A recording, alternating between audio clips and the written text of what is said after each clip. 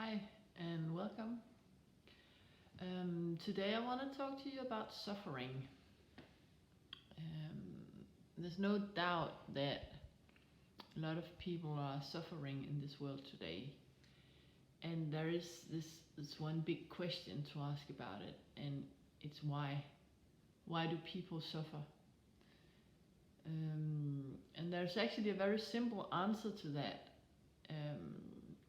That covers most of the suffering in this world today, if not all.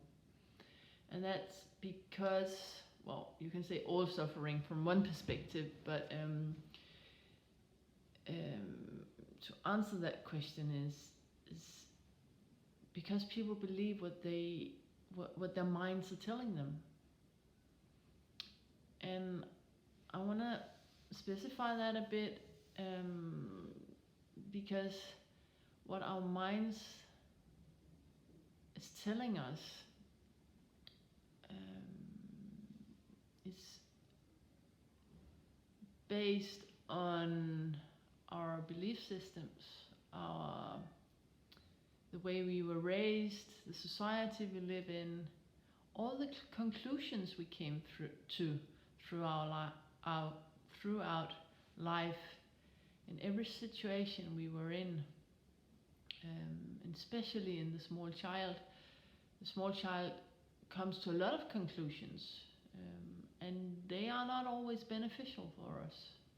The conclusions we come to. There's the stories we've been told, what our parents told us, what our friends told us, what the neighbor told us. It can be anyone. As long as we believe in the stories that the mind tells us about who we are, ourselves, others, the world we live in, we suffer. Because the mind can never tell the truth. So we can never tell the truth to each other either. And today I want to share with you a personal story, because I think it's a good example of how we can jump to conclusions and how suffering can be profound from conclusions we make, especially in the childhood. And so in my case, I had a brother. He was a kidney patient, and so he had to go through dialysis at home, and my mom had to take care of that dialysis, and I was a newborn. And so for the first 2 or 3 years of my life, he went through dialysis 3-4 times a week and I don't remember exactly how long time, but at the time it's 40 years ago, and my mom had to stay with him for a couple of hours when she started this process, and she put me in a playpen. She waited until I was asleep and she put me in a playpen. But if I was unlucky, if she was unlucky, I would wake up shortly after that. And she could not leave my brother because he was in dialysis.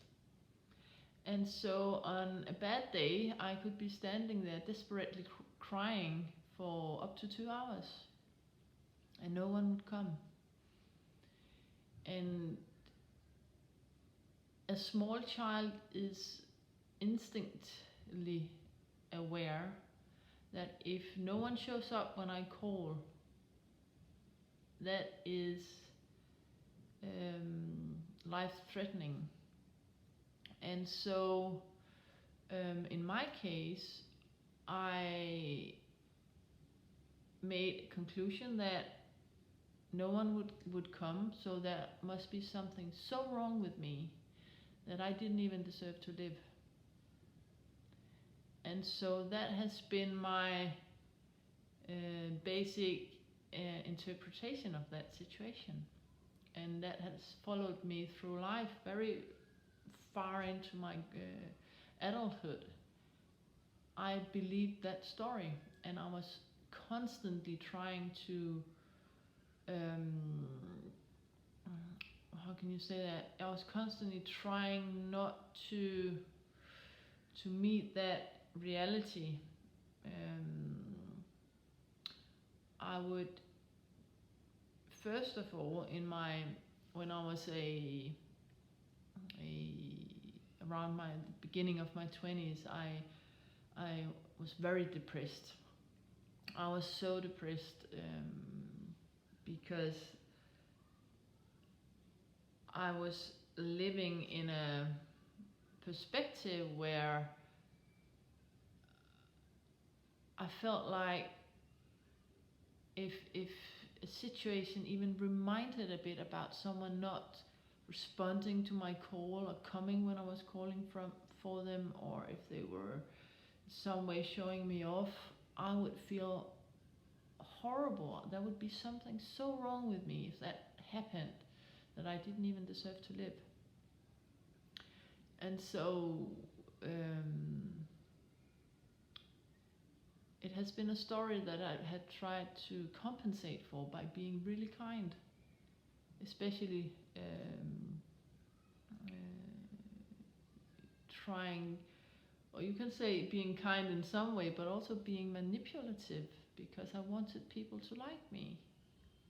I wanted them not to leave me. I wanted them to do what I said, because then I wouldn't feel wrong. If they come when I call, I'm not wrong. And I didn't want to feel wrong, because I was so wrong that I didn't deserve to live. And so it would have been my natural thing to put that belief into my child. I would have, if I had not been aware of this pattern, I would have transmitted it to her by saying every time she was wrong, I would have left her. I would have made her believe that story. You are not worth being around if you don't behave, or. And so that's how all these beliefs are given in generations. It can go on forever until someone, and hopefully that's you, say, I don't believe it anymore. I don't believe the stories that my mind is telling me. I think somewhere along the way someone misunderstood. And sometimes parents, like my mother, she didn't intend to hurt me in this way, and had huge consequences in my life. But sometimes parents are drug addicts, and they are under the influence for hours and can't respond to their children. Sometimes they are have so massive emotional problems themselves they can't take care of their kids. But no matter what the reason, we have to break that chain of believing the stories, the conclusions we made from the way we were raised. So this is one way to see how suffering can be a result of believing your own thoughts. And it can actually be difficult to see, but if there's this place, this stillness, if there's God, if there's anything, but why is this allowed? The small child, 2 years old, can't say, I don't want to believe this story. It's created, no matter if we want to or not. And my own personal understanding, the way I've been shown, is that we all have a free will, and our parents have a free will. And there are some some basic laws in the universe that can't even protect the small child from our parents' free will. But also, as I become more aware, I see how God is still, all the way throughout my life, have tried to help me in so many situations, but the law about free will cannot be touched. It's kind of a, yeah, I don't have the word for it, so I'll have to call it a law. But if we stick to this story about feeling like I don't even deserve to live, I'm such a bad person, I don't deserve to live, it gave me problems, especially around relationships. I would cling to my boyfriends. I would manipulate them into liking me, not leaving me. I would make myself dependent. There were a lot of situations, but as I told you before, when I was around 20, I think I got so depressed I actually tried to kill myself, because I believed so much in the story eventually that I was going to fulfill the prophecy. I don't deserve to live. Okay, I believe you. And so I ended up in a clinic, or a ward for people with depression. And that's one of the places where there was this divine intervention, because, and I didn't see it for many years actually, but on such a ward they try to save money, especially maybe you have the same thing going on in your country, and we do too here in Denmark, and that was also a thing back then. So there was not a lot of people, a lot of caretakers at night. And there was this one night, I remember it very clearly, because I had a breakdown. I completely fell apart. I just tried to kill myself. I'd been put in this ward. I'd been there for a week. I hadn't spoken to a single doctor or anyone. I had just been put there. And so I had this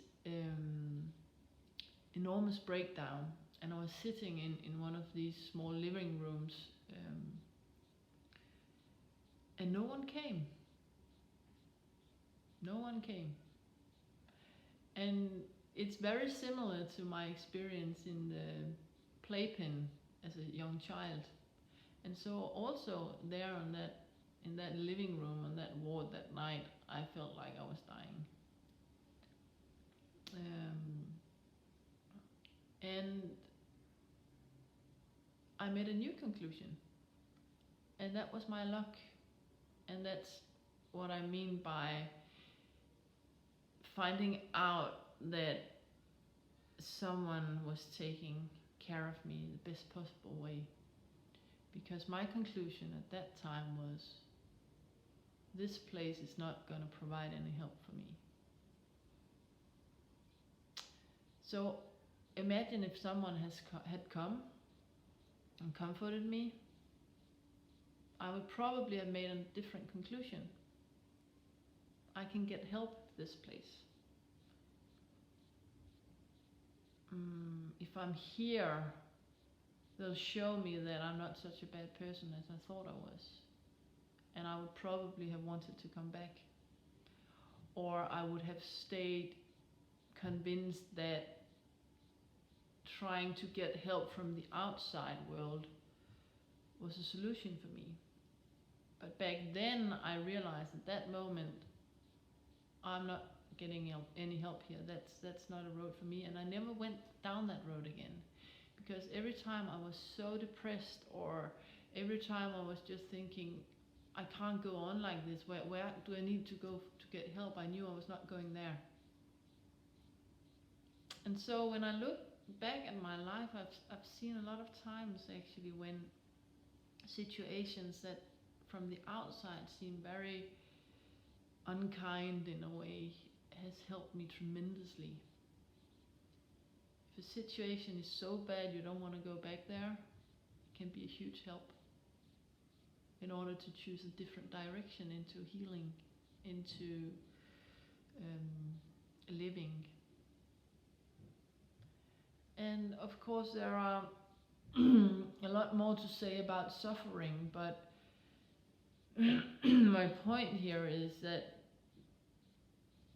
main thing is believing what you've been taught, the conclusions you made, the stories in your mind.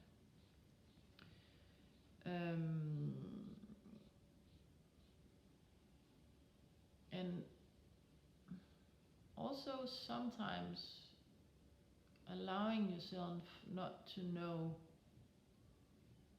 how it's all connected. Why was I suffering so much? Why was my brother, he was sick, he died a few years ago actually.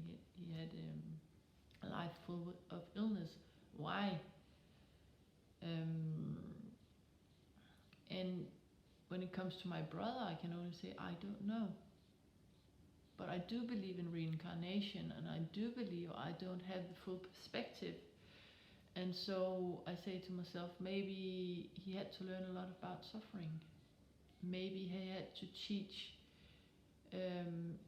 first of all, he had to teach about living and being kind even with a horrible life and horrible illness. He was always kind of in a good mood, he was always kind.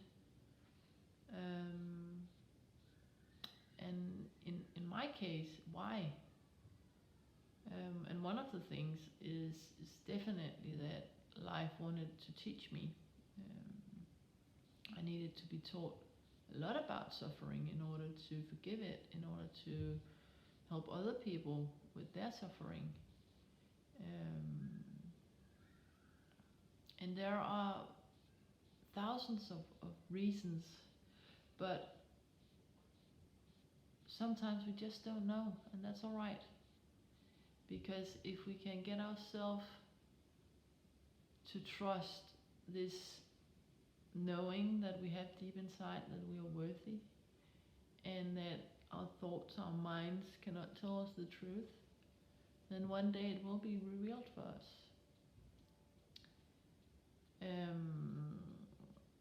And it's actually quite funny because I remember this time I realized that, oh, my mind, it can never tell me the truth. And why? Because that would be, if the mind has to tell the truth, the mind would have to say, you can't trust me. And as soon as you know that, the mind is defeated. Ego is defeated. And who wants to put the rope around their own necks? Definitely not the ego. Definitely not the mind. The mind is not going to say to you, tell you the truth in any matter.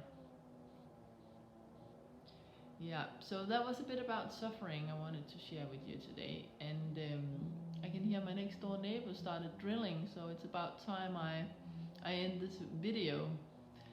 And so I wish you a pleasant day, and hopefully I'll see you. Take care.